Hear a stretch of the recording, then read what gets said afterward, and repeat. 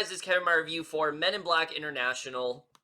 And what Men in Black International is essentially about is we center on a new character named Agent M. She is someone who, when she was a little girl, she's actually had an encounter with the Men in Black agents. However, unlike her entire family, which was neuralized, she has been having knowledge of this pretty much throughout her entire life. So one day she is able to finally get contact of them and does become an MIB agent. She's then paired with someone named Agent H, who is from the he's from the London Men in Black organization, and the two of them are paired together to go on this global mission, and that's really all I'm going to say.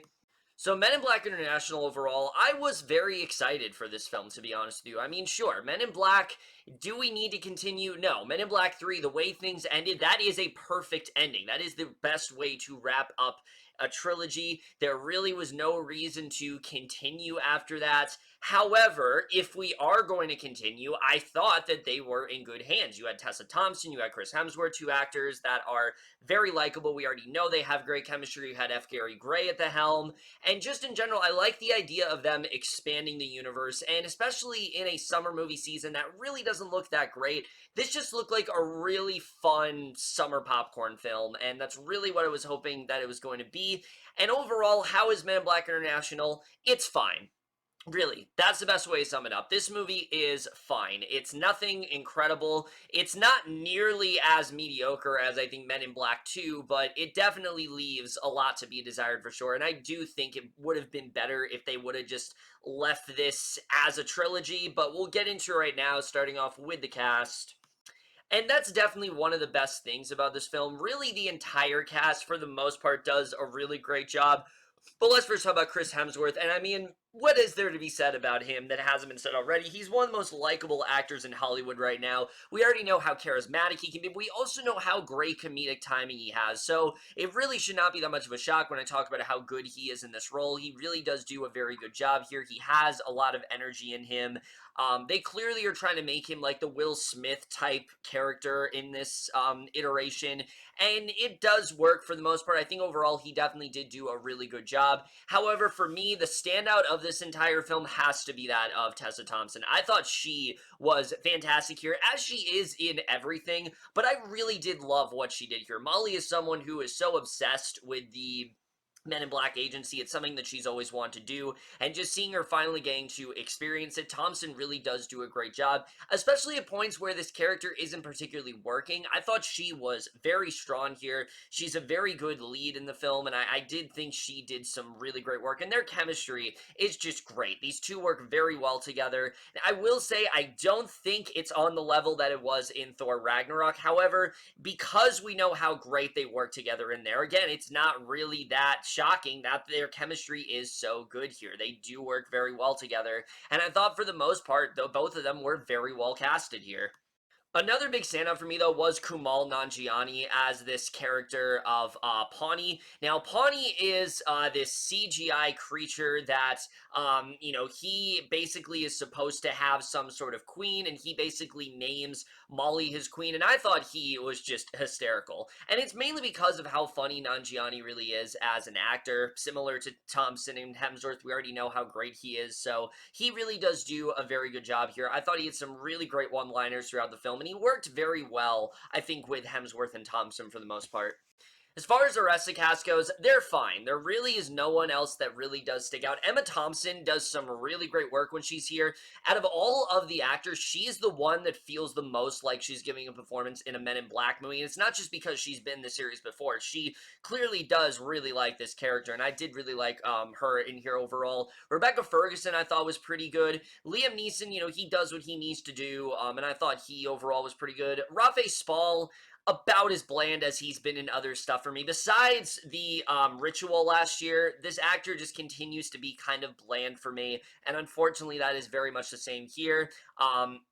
As far as the Les twins, Laurent Borges and Larry Borges, I can't really say if they were good or not because they don't have a single line of dialogue in this movie. And I mean, I guess they were okay, but overall the cast here was basically just kind of fine. But now let's get to the directing and the writing, which unfortunately, this is where we get to, I think, the weaker areas of the film. Now, F. Gary Gray, as a director, I very much do respect. I thought he did a very good job with Fate of the Furious. Again, it was just a really fun, high-octane film, and I thought that that was a good fit here, because he's done action movies like this before. I knew he wasn't going to take it too seriously. But I have to say, if you were to tell me that if I didn't know that F. Gary Gray directed this movie, I honestly wouldn't have been able to tell, because really there is no style here. It feels very stale, and it's not like he is retaining what Barry Sonnenfeld did in the first three films. No, it's not like that. The film just doesn't really feel like it has much of a style. It feels like someone who vaguely knew the Men in Black series and was just kind of put on as like a last minute director. And it's unfortunate if that's the case, because it very much does show. I mean, the film is lacking in a lot of style. It's lacking in terms of its focus. It's trying to be a film that is clearly trying to expand the world more, but it just doesn't really do much there. The film also is just not very fun, and I didn't really feel a lot throughout the film. And the comedy was very hit or miss for me. Sometimes it worked a lot. It worked a lot less than when it didn't, and that's very unfortunate to say. So again, the directing here just is not very good. The writing, though, is easily the biggest problem here. I mean, the biggest problem for this movie for me is that as a film, it just is not very interesting. And again, look, Men in Black films, they've never been known for having great stories. I mean, the story in the first one is just, you have K, he recruits J, they go on this mission, and, they basically, J, learns the Men in Black stuff, and that's kind of it. Like, there isn't really a lot more to it, but that works. Here, on the other hand, it is lacking in many areas, and it's mainly just because of how just thin the plot is. There really is not a lot going on here at all, and that's unfortunate, because again, this film, it was advertised, at least, to be the film that is really going to expand the lore. It's going to expand the world of Men in Black, the different things that we can do, the different organizations that are there, and without spoiling anything, it really doesn't do that at all. And the mission that H and M go on, it feels entirely inconsequential. It doesn't really feel that important. The Hive, they just don't really feel like an antagonist. They honestly feel like a non-entity, and it just doesn't really work in that way. The film, if anything, it just feels a little too breezy. Like, there just isn't really that much at stake in this movie. However, we will cut back, and clearly there are things at stake, but you never really feel it, just because of how just thin and non-existent the plot really is, and that was definitely very disappointing for sure. I think there was a lot they could have done plot-wise, and they really didn't, and that, I think, really does hurt the film overall. It also doesn't help that both of these characters we're following just are not very interesting, especially when it comes to Tessa Thompson's character, who, like I said, I thought had the potential to be a really fascinating character. On paper, this could work really well. She's someone who, like I said, she saw the Men in Black at a young age, and, she's basically been wanting to track them down ever since. She's trying to get all these various jobs, but they don't believe her. They think that she's delusional and things like that. The problem is the way it's executed, it just doesn't really work. Like, it's basically just Molly sees the Men in Black agents. They, again, they wipe away her parents', memories of the encounter ever happening, and then it doesn't happen to her, and that's it. And I'm just kind of sitting there like, why does she even care that much? Like, why is this such a big deal to her?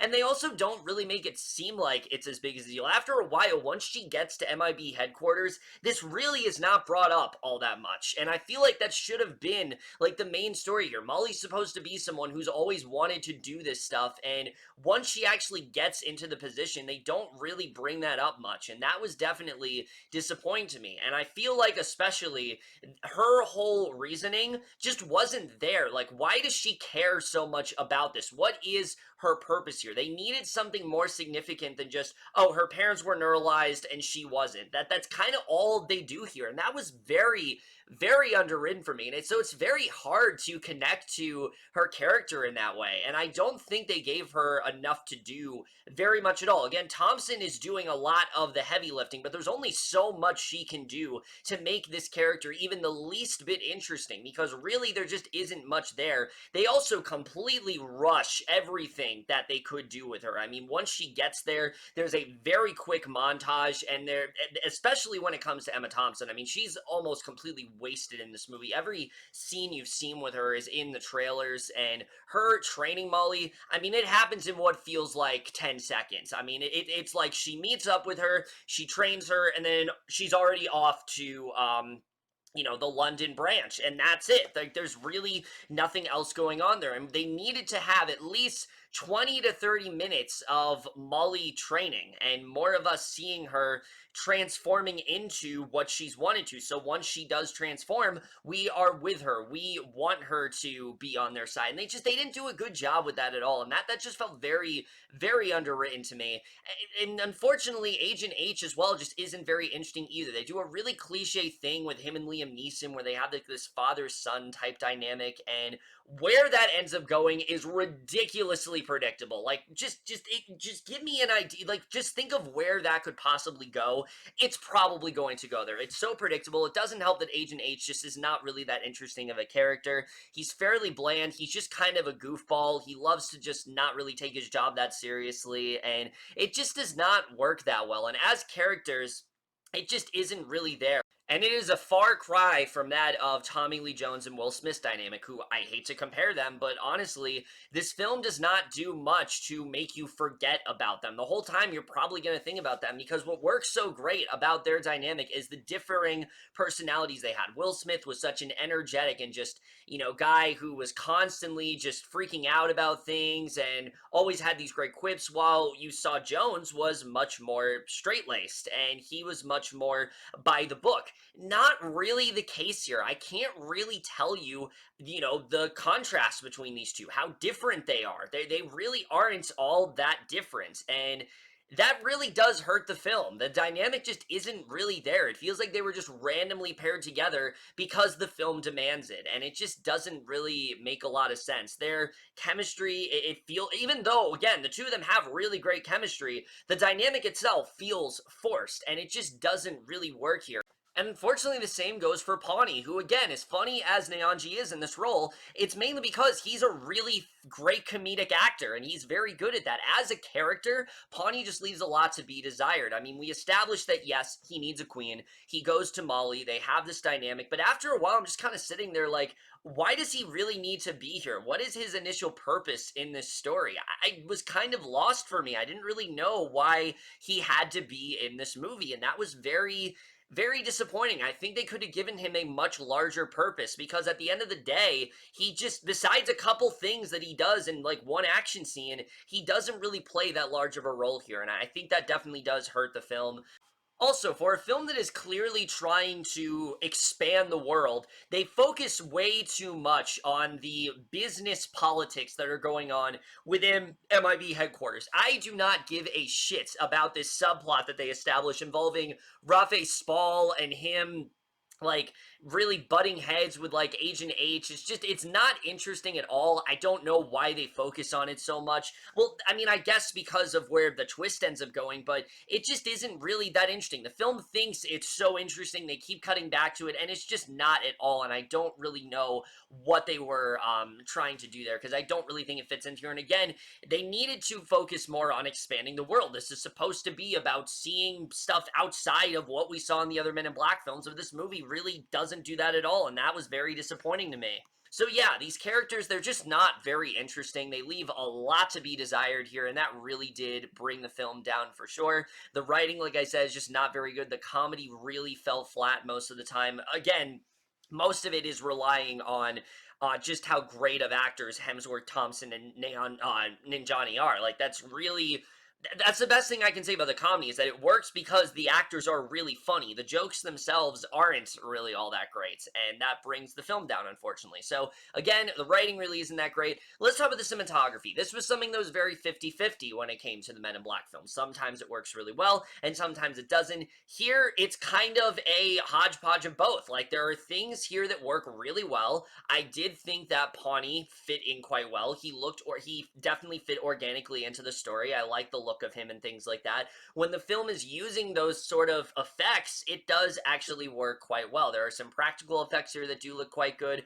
Unfortunately, the film does rely a little bit too much, though, on the CGI, and when it does, it really does not look very good at all. There's one shot especially where my jaw literally dropped. I mean, I was like, holy shit, that is terrible. I have no idea how this got approved. I have no idea how someone looked at it and said, yep, that's the one we're gonna go with. Like, they could have easily, like, rendered it a bit. It looked like shit, and I really don't know how they could have corrected it, but I'm sure there was a way. I'm sure there was a way to correct it, because it looked like absolute garbage, and I hated the way this certain CGI thing looked. You'll know when you see it. It's in the climax of the movie. There's a certain shot, and wow, it was just so baffling to me that it actually got approved. So yeah, cinematography is very iffy.